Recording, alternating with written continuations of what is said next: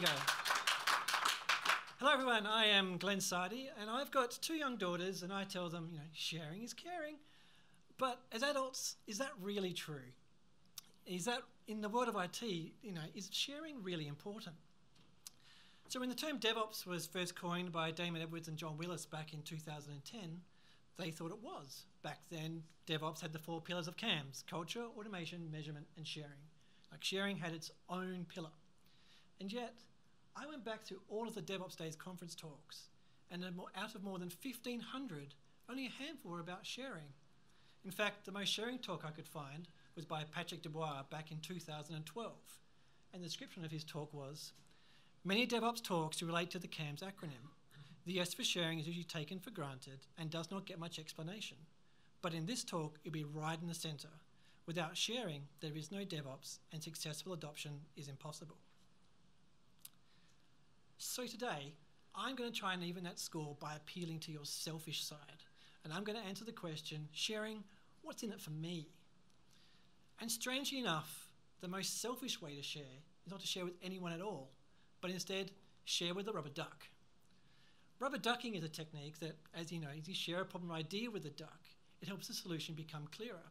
You start talking through a complex problem, and then bing, this light bulb goes off, and the answer just magically appears in front of you.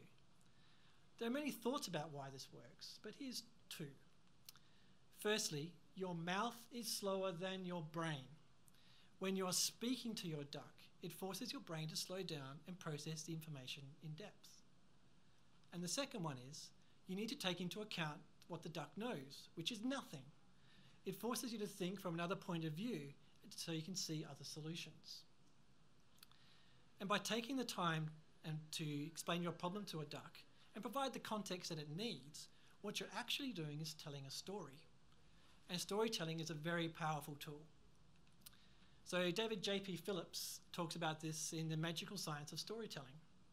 100,000 years ago, we started developing our language, and we used stories to transfer that knowledge. 27,000 years ago, we started transferring knowledge from generation to generation through cave paintings. 3,500 years ago, we started using text. And about 31 years ago, PowerPoint was born. Which one do you think our brain is most adapted to? Slides or stories?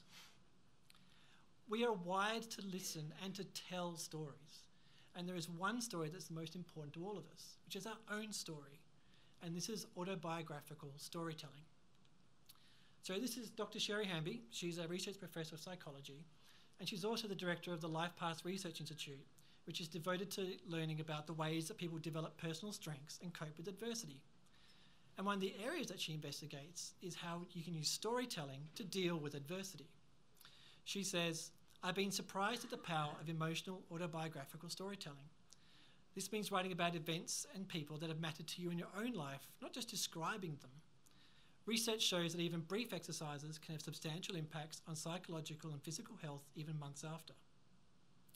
So in particular, Dr. Hamby says that through this kind of storytelling, we can build our resilience to adversity. She and her research team found 4 main benefits. Firstly, finding your voice.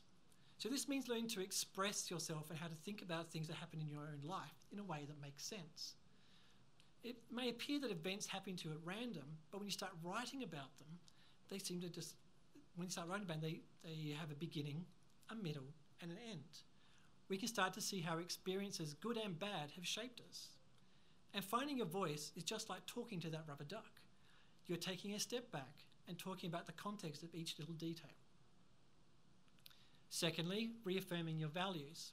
Just by writing your story, you can show where your focus is and clarify what's important to you. But what you choose to leave out or minimize can show what's trivial to you. And that light bulb feeling you got with your duck, that's the same feeling when you actually start reaffirming your values. Thirdly, sharing your story. Writing a story is good, but sharing is an underappreciated aspect of storytelling.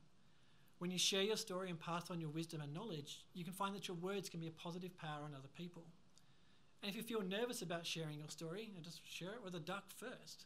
It has the same benefits as talking about a highly technical problem, but help you clarify your voice and your values so that when you do actually share your story, it's going to be amazing. And lastly, building resilience. Once you have found your voice, reaffirmed your values, and shared your story, it builds a sense of well-being, which then builds resilience for when adversity next strikes. Resilience is strengthened by recognising that we are all experts in our own lives and we all have something to share with others. So how do we start writing stories then?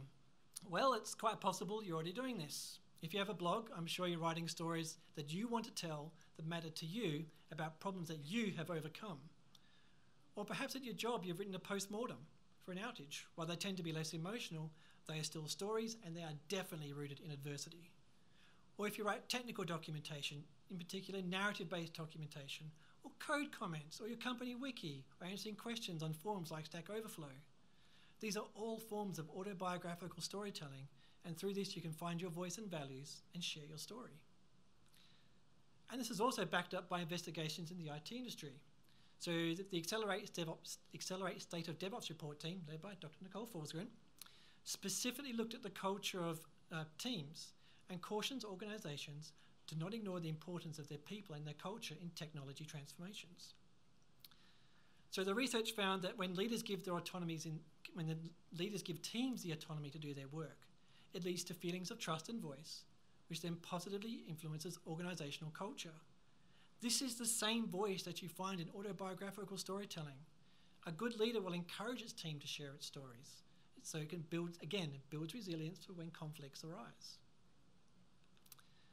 And the research showed other benefits too. Elite performers are 1.5 times more likely to hold retrospectives than low performers. Having a climate of learning within your organisation is a predictive of performance gains and is a strategic advantage for teams. For example, hack days and things like that. None of which is impossible without sharing your knowledge and your stories. Sharing is a crucial component of any high-performing team, and without it, we're stuck in low-performing teams, which quite frankly sucks. But let's think bigger than your own team, bigger than your own organisation. Let's think about sharing your story and your experiences to the wider IT industry through mentoring.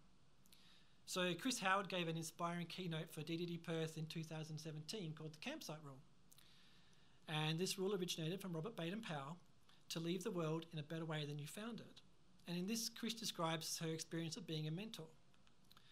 In fact, she started out as an accidental mentor. She went to a meetup, did a small talk, she had some questions, and I'm way ahead of my slides. Is that better? No, that's right, sorry, apologies. Then I started going, did a small talk, she got some questions, then people outside of her group started asking questions, and then she was talking to bigger groups, and then she kind of found that she was a mentor. And I imagine many of us in the room have been a mentor by accident as well. And being a mentor is not just some wise sage on high, dishing out knowledge bombs. It's about being active in our local communities and our companies. It's about sharing our knowledge and experience. And you get a lot of benefits from being a mentor. You don't just give out advice. This is a conversation. It's a partnership. You get as much out of it as you put into mentoring. We can battle our imposter syndrome by becoming better in our own, being better in our own abilities. We can get a better perspective by talking to other people and finding that they're going through similar experiences than we are. Mentoring improves your communication by default because you have to get good at explaining stuff in different ways. Up-leveling your communication skills is going to make you a better leader because leadership isn't just so much about what you do or say, it's about how you influence people with your communication. And just because you're not a manager doesn't mean you're not a leader. As your perspective shifts, you're going to venture into new ideas, and this allows you to question or consolidate your beliefs or your values about some certain technical things. And you can actually lead into trying out new technologies that you wouldn't normally try out. And lastly, as humans, it feels good to help people. I mean, there's nothing better than seeing your mentee go and do something that they previously thought that they couldn't. And there are many different types of mentors that you can be. You can be an inspirational mentor, a career mentor, a tech mentor, a champion, a peer. And you can be different types of mentors to different types of people at the same time. And no matter what type of mentor you are, you're going to be creating tangible benefits for the IT community. Now, as much as I'm painting this whole sharing thing as rainbows and unicorns, there's a darker side here that we have to talk about. We all have the ability to share, but it's not safe for all of us to do so. Daily we see occurrences where someone shares like a code snip, an opinion, or heaven forbid, an alternate way of doing something, and they're harassed, bullied, and threatened. And responses to sharing doesn't just have to come in these overt forms. They can be more insidious and more passive. The junior developer who suggests something but is dismissed by a senior developer. The new member of the team who's ignored, or being forgotten in shout-outs from a successful project, or someone else taking credit for an idea that you shared. People are sharing their stories, their thoughts and ideas, and they never get to reap the benefits because it's not safe to do so. And you can see the effects of this in our workplace here in Australia. This is an extract of the State of Workplace Mental Health in Australia report from 2014. 91% of employees believe that mental health is important, and yet 52% believe that their workplace is mentally unhealthy. Half. That's a shockingly low number. And mental health and psychological safety isn't just important for our own well-being. It's a predictor of high-performing teams. Not your technical achievements or your org structure or your mission statement, but team dynamics and safety. And so if you have a voice in your community, if you enjoy the privilege of being able to share your stories without retribution, then you have an obligation to afford others the same. This is the price of admission for sharing. Give others the space, and most importantly, the safety to share their stories too. So what would this look like? So let's take our junior developer example. So we have Morgan, our junior developer, and they've just been ignored during a sprint meeting. You can interrupt and say, hey, wait a second. I don't think I fully understand what Morgan's saying. Can we dive into this a bit deeper? What we're doing is giving Morgan the time and the space to actually share what she needs to know, but also show that we're interested in what they have to say. And to help fix this long term, we could run a meeting skills workshop from this awesome free training from Valerie Aurora to help make meetings better. So not only are we helping Morgan, we're hoping to make meetings not suck at the same time. And so to answer, sharing, what's in it for me? Solving my own and my team's problems, thinking from other people's perspectives, increasing my resilience and mental health through stories, improving my own professional skills through mentoring, and lastly, making the IT industry a better place to be. Sounds great, doesn't it? Yes, is the answer. Yes, thank you. So I'd like to finish with a final thought from the poet James Russell Lowe. For not what we give, but what we share, for the gift without the giver is bare, who gives themselves for their alms feeds three, themselves, their hungering neighbour, and IT. Sharing, be it your story, your code, or your knowledge, feeds the sharer just as much as those you are sharing to. And remember to always make room for others to share, to leave IT in a better way than you found it. Thank you.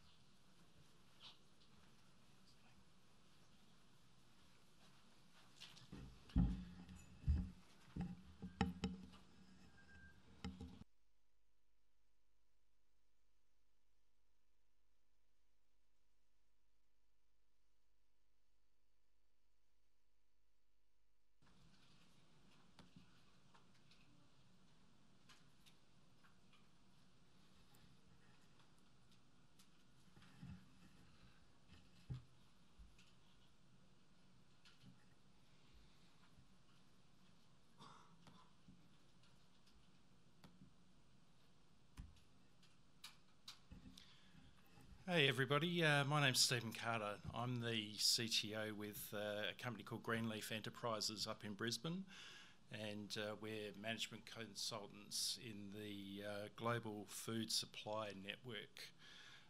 So we look after everything from primary producers right through to end consumers, and I look after the technology side of the business there. Prior to that, I was the Victorian Estate Manager for SSW with Adam Cogan and the team there. They've got a stall upstairs, so make sure you drop by there and meet the team. Welcome to my lightning talk. You can teach an old dog new tricks. So last week, I turned 52. And I know you're all thinking, oh, he looks great. He doesn't look a day over 25. But it's true. And a few years ago, I spent quite a few months looking for work. And that prompted me to reflect and look at what I could do, what action I could take to reduce the risk of that happening again. And today I want to take you through some myths about older IT workers and some tips on what you can do to combat those myths and stay relevant. First of all, can I get a show of hands? People 30 years and younger in the room? Okay, so about a quarter. People 35 to, I'd say 30 to 45 years of age. Okay, a significant majority. And over 45? Awesome.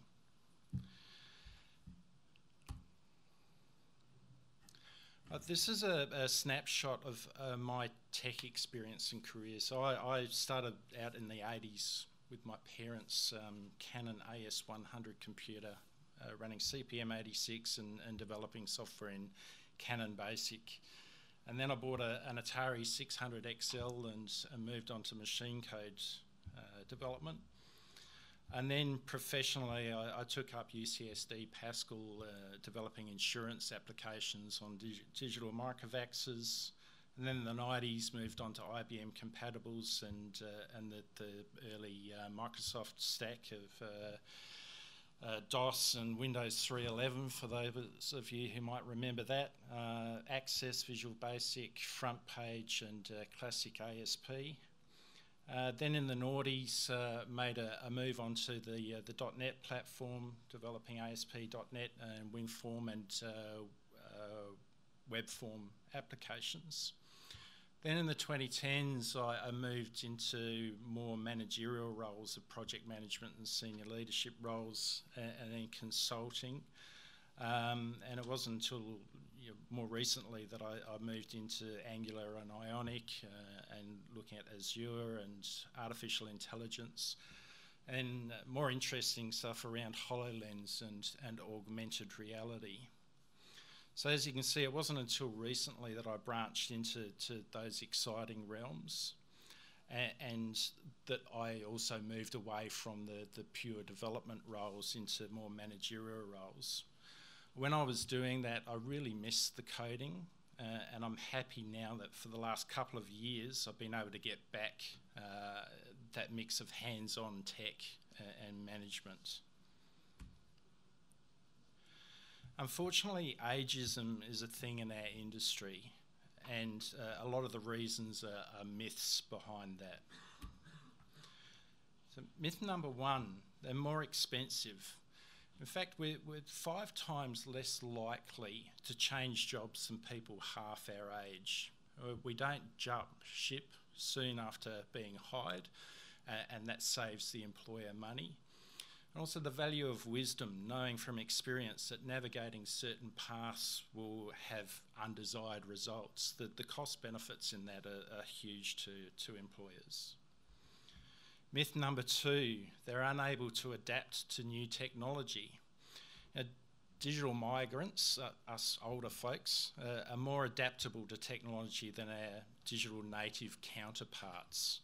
We've been using technology for longer and have a lot of experience to draw on from using now dated technology. And this experience allows greater adaptability when dealing with newer technology. Myth number 3, they're set in their ways. As a person matures, they become more stable in their attitudes, and we retain information for longer and have higher training rates than younger workers. We also have high motivation and attention spans and tend to be motivated by more than money alone. Myth number 4, they're less able to perform arduous tasks. Our performance is actually more consistent over time, making us better at solving problems. We use our wealth of experience to create effective problem-solving strategies, and we take fewer uncalculated risks, which results in better decisions. Myth number 5, they are less mentally agile. Mental agility actually has nothing to do with age. Attitude does. Older brains have crystalline intelligence that's better applying experience and long-term learning to solve problems. Myth number 6, they should be, they are jaded and cynical. So first of all, have you ever seen a cynical looking dog? Because I searched online for a cynical looking dog and I couldn't find one, so hence we've got Grumpy Cat. Anyway, cynicism is brought about by an individual's experiences in life and how they've dealt with them, recovered from them. Older people have had more experiences, so I guess that may lend them to being more jaded and cynical, but it depends on the individual's experiences. Lastly, myth number 7, they're out of touch with technology. We're actually one of the largest groups of tech users. Studies show that we're just as tech savvy as younger workers. In fact, a Dropbox survey showed that technology employees over 55 are less stressed about using technology and better at using multiple devices. So we've used a lot worse in our lives, whereas the digital natives, they tend to have these preconceived ideas that the tech should work a certain way, and if it doesn't, they don't want to know about it. So there are positive actions that you can take to dispel myths and keep yourself relevant, and I'll share 7 antidotes that I use. First of all, continue to learn. You'll stagnate very quickly in this industry if you don't continue to learn. There's a stack of online courses available out there through Pluralsight, Udemy, or LinkedIn. There's one-day courses and hack days. Check out SSW. They run a lot of one-day courses with the prices that are targeted at what developers can afford. They're not targeted at what enterprises pay. Try out new concepts at home, and whatever you do, don't accept an average mindset in yourself. Talk about business value. So you need to speak the language of business. So people want to understand what value your solution is adding to their business in terms of efficiency, profitability, processes. How does your solution enable them to achieve targets and strategies? Describe complex concepts simply, and this comes back to the earlier talk. So you need to be able to tell a story and use examples and illustrate with pictures, show cause and effect. You need to relate your concepts with concepts that the audience understands as well. Have you ever noticed how quickly non-IT people's eyes glaze over when you start talking tech? True story here. My partner, when she can't get to sleep, she says, "Talk to me about computers." Stay current with trends. This is really important, and it doesn't mean jumping on board with every new fad that comes along. Now, you subscribe to industry newsletters, use Google Alerts, become a trend spotter, and delve deeper into things that interest you, and share your knowledge with others, what you learn along the way. Present at conferences and user groups. I found that one of the best ways to learn is by teaching, and that's not just confined to information technology. I took this leap shortly after starting with SSW, and it was a bit of a big step for me to get up in front of people and talk. It had been 20 odd years since I'd done that, and now I love it. The benefits to you are that you can rapidly expand your networks. The number of people that I've met through user groups and conferences like NDC is massive. And you get to deepen your knowledge in areas that you talk about very quickly. You get recognition as an expert in your field as well. Be adaptable and flexible. So don't back yourself in a corner. The only constant is change, and resistance to that is futile for you Trekkie fans out there. You need to have options to be able to quickly pivot. And if you've done that, you won't fear change. You'll get more done, and you'll always have options. Work on your soft skills. So run a self-assessment across these 7 areas and identify the areas that you need to improve, and then seek out resources or a mentor to help you lift those areas that you feel you're lacking in. So make relevance a priority. It's yours to take if you earn it. Don't settle for average. There's no growth without pain. Step outside of your comfort zone. Just investing several hours a week into self-development will quickly raise you above the average. Change perceptions, keep learning, put yourself in front of people, adapt to change and share your experiences. Be a mythbuster and break the myths and stay relevant in this exciting industry that we work in. Thank you.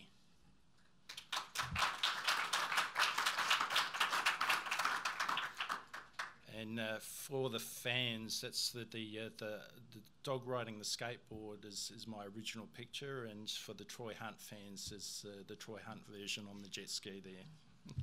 Thanks, everybody.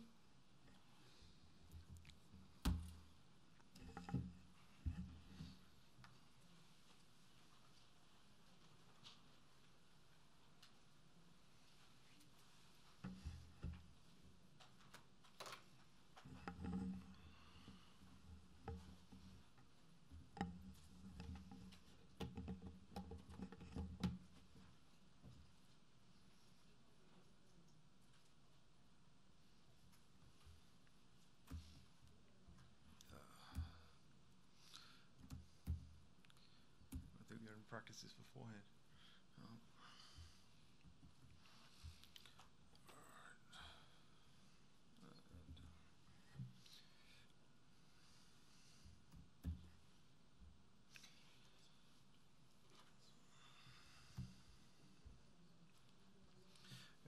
G'day, I'm Klee Thomas. I'm a senior software developer working just up the coast at NIB Health Funds.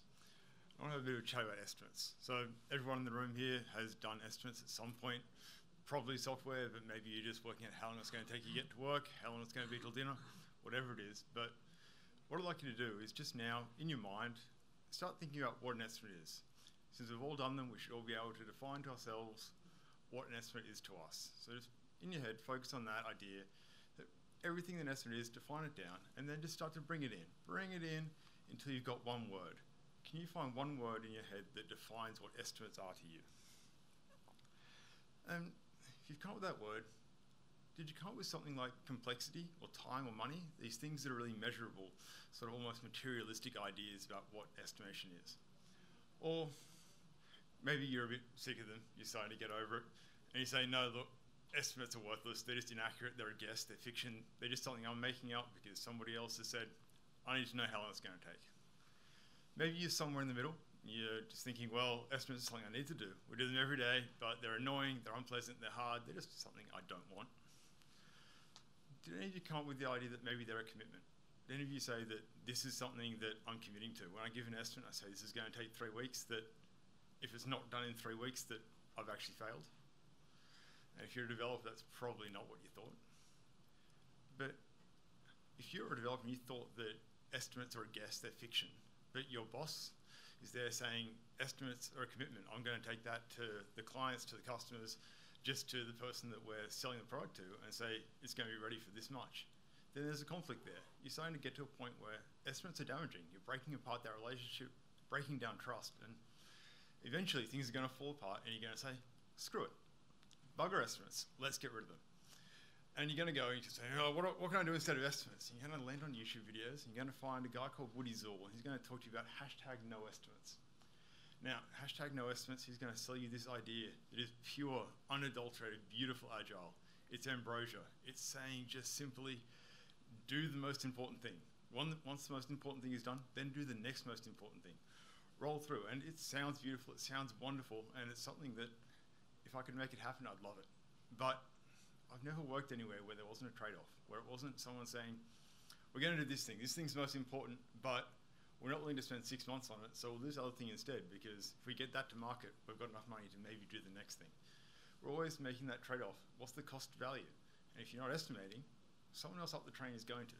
Someone's going to say, well, those devs down there, they're not going to do any estimation, so we'll start to pick up, we'll go somewhere else, and we'll say, you know, the manager, the head of business, the CIO, someone will do an estimate for you, say, okay, that's going to take that long, and by the time it gets to you, it's done. And I think that's a mistake. I think once we leave ourselves out of that conversation, we're losing out. Estimates are part of our power as a team, because my word for what estimates are is communication. I think that estimates are all about communication.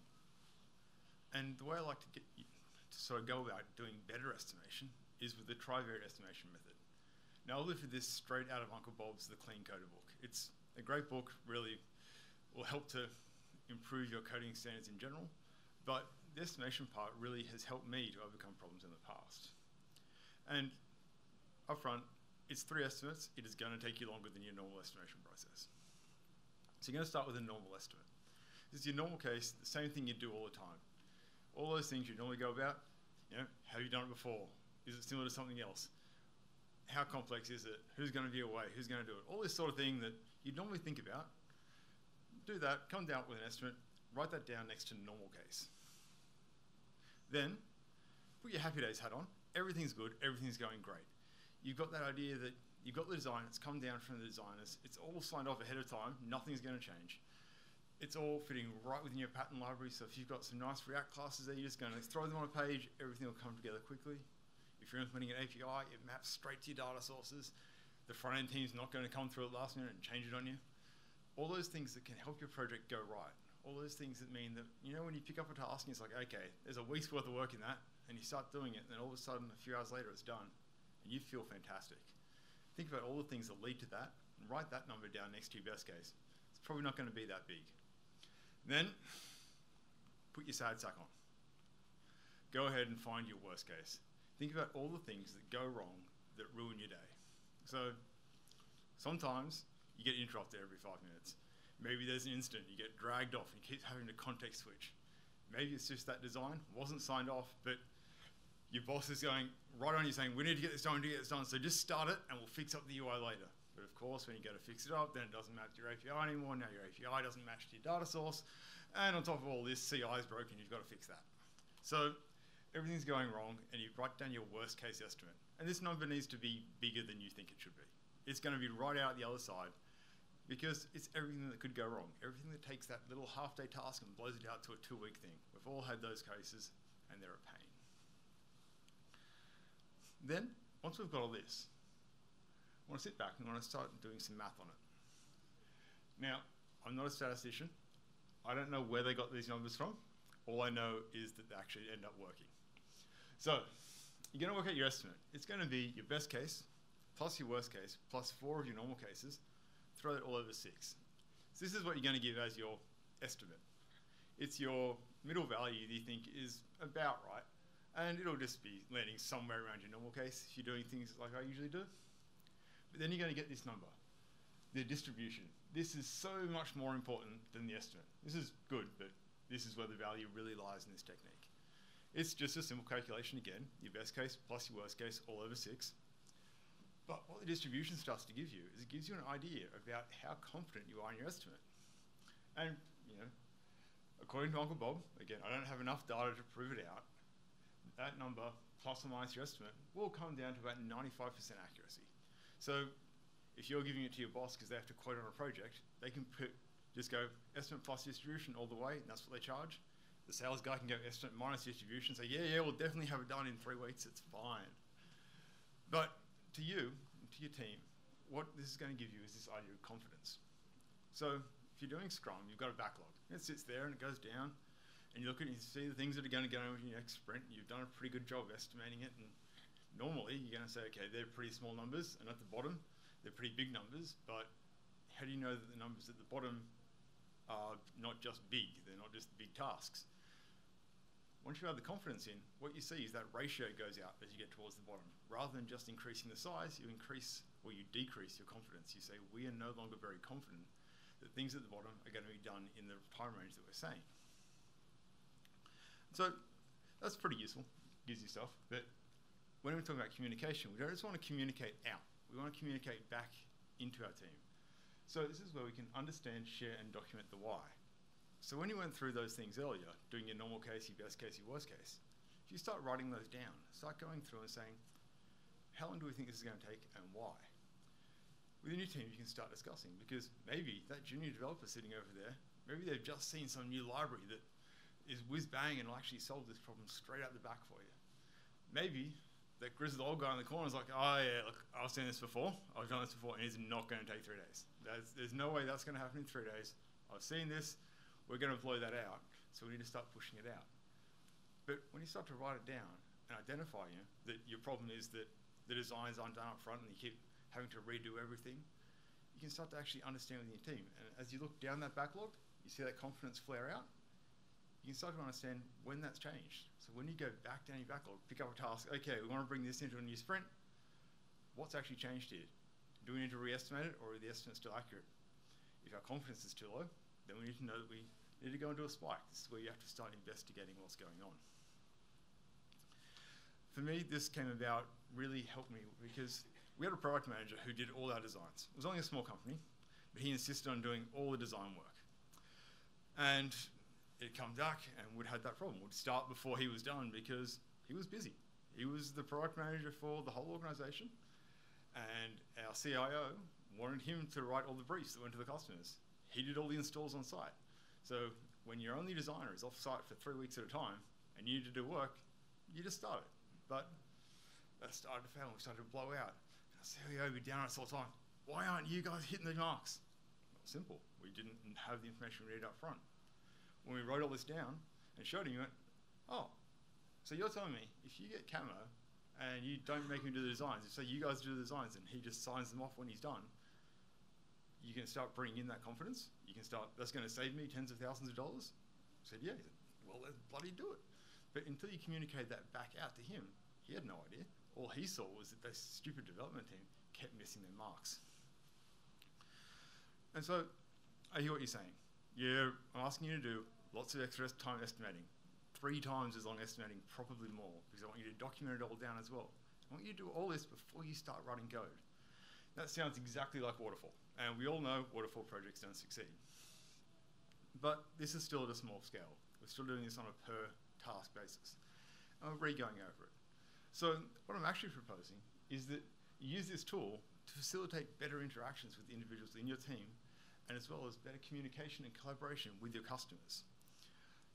By having that idea of confidence in your backlog, because everybody's backlog is a plan. If you're doing Scrum and you don't have a plan, then you're not doing Scrum. Your backlog is a plan. But by having an idea of what went into your estimates, now you can respond to change when change happens because you know that change happened. Before then, you're just guessing that something's changed. And in the end, that helps us all make better software because we're writing the right thing at the right time and actually delivering value rather than just putting out software.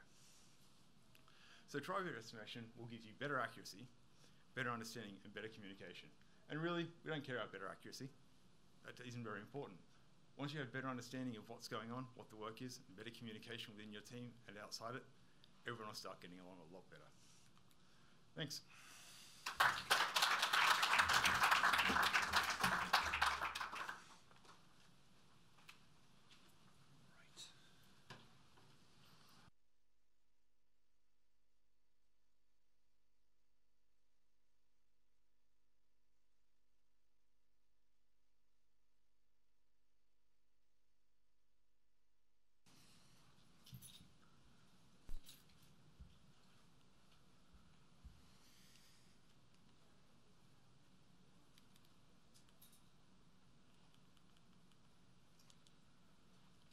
All right, cool. So for the last one for this session, I'm Fabien Ruffin. I'm a tech director at the Domain Group. And today I'm here to talk to you about serverless, myth and legends. That's right, we're going to go through another list of myth busting. So before we start, I just want to say I'm a dev, and I'm also a big fan of serverless. So I'm not trying to pull it apart and saying we should all move away from it. But with that said, I hear a lot of companies saying, oh yeah, we're going all in with serverless. And this is the only thing we do now. It's like, well, to me, that sounds a little bit off. And I just wanted to go through a few things to, in a way, just check, is it just me not seeing it, or do we all agree here? So first of all, what is really serverless computing? I was doing this talk for a group of recruiters not that long ago, so I thought I had to go through a list to redefine a little bit everything, and it turns out that the tech guys liked it as well. So let's go through this. So first, the simple ones. What's the cloud? Well, it's really just somebody else's computer. What's the cloud service? You know, everyone just sells us the new and improved cloud service. Well, really, it's just the same website it always was. What's an API? Just a website for computers, and it looks like that. What's a microservice? It's just small APIs. But then serverless, that becomes a little bit more confusing, right? Because, hang on, if it doesn't run on servers, what does it run on, and what is it exactly? So really what we tend to refer to as serverless is just functions as a service. So a piece of code that you give a cloud provider, and they're just going to run it for you when you need it. And of course, you pay for each execution. So let's just do a quick comparison between traditional applications and serverless applications. So as I was just saying, for traditional applications, you would just pay for per server. You run as much stuff on it as you want, or as you can really. And this is it. So you use it or you don't, you pay for it. With serverless applications, you're just going to pay per execution and for how long the function is going to run for. So if you've got a short process, you don't pay as much as if you've got a long process. So traditional applications, you pay even when it's not in use. For serverless, unless you actually run anything, you're not going to pay for anything. Traditional applications can be slow to scale out because you need to bring in a new service. That could be, 10, 15 minutes, something like that. With serverless, it's instant, and someone else is looking after this for you. Deployments tend to be a little bit more complex with traditional applications. With serverless, click and deploy, super easy. And yeah, you've got less maintenance on the serverless world. So really, it's a little bit like traditional application is like owning a car. So you do all the maintenance, you do all the driving. It's there when you need it. And Uber is a little bit more like, serverless is a bit more like Uber. So you can get it whenever, wherever really, but you're going to pay a little bit more for the service and for not having to maintain it really. So for the sort of demos in here, I'm going to be focusing on Amazon, but the concepts are exactly the same with any other cloud providers. So this is what the Amazon console would look like if you try to spin up a new serverless function, a new Lambda function, like they say. So you've got your function, an event that is going to trigger it. So in this case, that's going to be just an API call, let's say. Some resources that it's using. After that, I'm just specifying which runtime I want to run, so which language I want to run it in. So this one is just for Node, but it could be Java, it could be C#, it could be anything. Then the code, we don't need to actually read it, but this is where your code goes. Your configuration, that's where it would go if you've got some config to pass in. And this is it. Then you press save and you run it. How easy is that, right? So that's where we're at with this. No servers, you just write your code and you're done. So myth number one, now that we're on the same page, serverless computing is only about functions.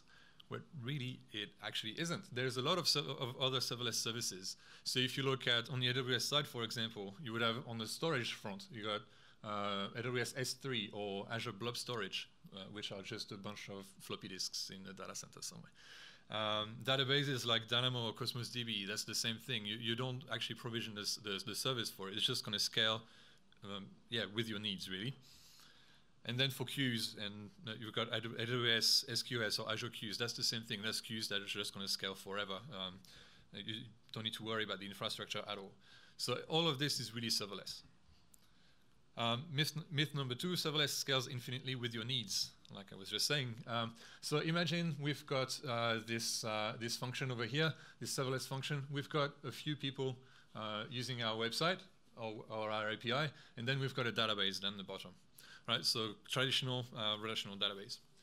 Then if we throw more people at it, or let's say our application becomes successful, all of a sudden the database starts to become a little bit hot. And eventually, if you keep being more and more successful and adding more and more people to your website, something bad's going to happen. Right? So the thing to keep in mind is that if you're going to go serverless just because you want it to scale infinitely, just dealing with the functions is not enough. The entire architecture needs to support this or be able to scale quickly. So in the case of Amazon, you might be using a DynamoDB table or something like that here, or that could be Cosmos DB on Azure, or the equivalent on Google Cloud or whatever your cloud provider is. The next one, I'm going to spend a little bit of time on this. Myth number 3, serverless is cheaper than traditional computing. So if you look at the price, executing one function is about 20 cents for 1 million requests. So yeah, that's nothing.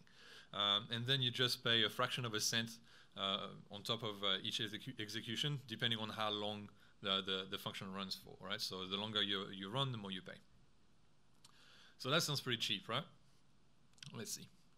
So let's go through a couple of scenarios. Let's say I've got a low traffic website. I'm getting about 10,000 page impressions a day. So it's not very much. Maybe the response time is going to be about 200 milliseconds. So that means we're going to spend, we're going to have roughly 500,000 requests a day, a month, sorry. And that's going to cost us about 30 cents a month. So yeah, it is cheap, right? So that's 1/10 of the cheapest instance that you can find on Amazon. So in this case, go serverless definitely. Let's have a look at another case. Let's say we've got a scheduled job running behind the scene. It's running with 1 gig of RAM, so using more resources for about 2 minutes. So that's about 720 requests a month and a fair bit of compute. So what do you think it's going to be in relation to the website? Is it going to be more expensive, less expensive? More expensive, hands up. Less expensive, hands up. All right, so it's about half-half. So I guess I've made my point. It's really hard to find out. But it's actually going to be a lot more expensive. It's $1.44 a month, fortune. But anyway, it's still less than a third than the cheapest instance on AWS, but still, it is costing a lot more money. The other thing as well is, actually, I'll get to that in a second. So let's take a normal instance, one of the most common ones. So on the Amazon side, it would be the M4 large. So just imagine a simple machine with 2 cores, let's say, and I think it's got 8 gig of RAM, something like that. So imagine the same thing on Azure if you're an Azure person. So if we run the smallest Lambda function possible, if we were to try to run it on an M4 large instead, we would have to be able to process almost 82 requests per second for it to be cheaper on EC2. And then the longer the function runs for, obviously, the better it ends up on EC2, really.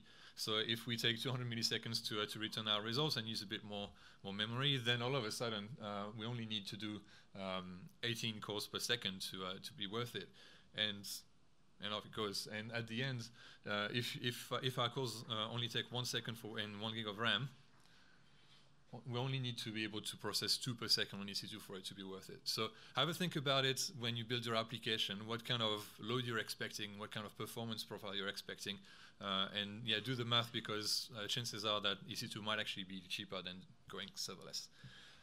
The other thing as well, just to point out at the beginning, 100 milliseconds, just imagine you have to be very careful with the performance of your serverless applications. If you've got a function that runs, let's say, in 99 milliseconds, and then you make a little change, it's slightly slower, it's going to be 101 milliseconds, you've just doubled your AWS bill. So yeah, things to be really, really mindful about, and performance does matter, even if it's not your servers and if it's going to scale forever. Yeah, be careful. Myth number 4, getting started with serverless is just a few minutes, and best thing, you don't even need the ops team. I said I'm a dev, right? So again, this is what it looks like, and this is great because I can just do it all myself. I don't need to provision anything. I don't need to rely on the ops team. My problem with this approach, the one that we've seen before, is first, there was no source control. We've just written our code directly in the UI, and that was it. Where were the tests? Right. I know we're devs, but we still need to write tests. Versioning history, if I need to roll back, how do I do it? How do we know which version is correct? How do we know that we don't have another dev who works from an older version that is then going to paste it over it? Naming convention, imagine you've got an application with maybe 10 functions. How do you make sure that they're all called roughly the same so that you know they go together? What about when you get to another environment like staging or production? How do you make sure that you're editing the right thing? Logging, there's no logging by default. Monitoring, alerting, how do you deal with all this? But yeah, for me, the main thing is really whatever you set up is not easily repeatable. So once you've got your dev environment all set up, how do you go then to staging and production? So to me, the way I see this, I'm going to show you a short video now. This is how I see an ops team walking into an AWS account where the devs have been doing this for a while.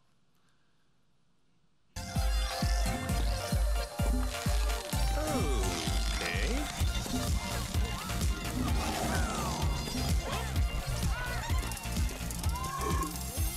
I'm just gonna come right out. I have no idea what's going on or what this place is at all. Hi! I am Princess Unikitty, and I welcome you all to Cloud Cuckoo Land!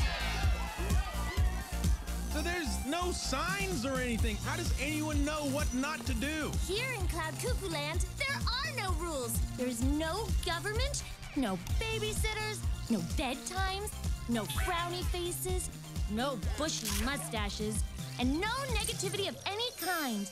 You just said the word no like 1,000 times. And there's also no consistency. I hate this place. So anyway, you get the idea. It's just a mess, and we need to put some structure around it. So there's obviously some assembly required to stay on the Lego theme. So there are a few frameworks and tools that can help you out with that. So the Serverless framework, which is my favorite one, and a few others that just help you put a bit more structure around this and make sure it's all nice and tidy and repeatable.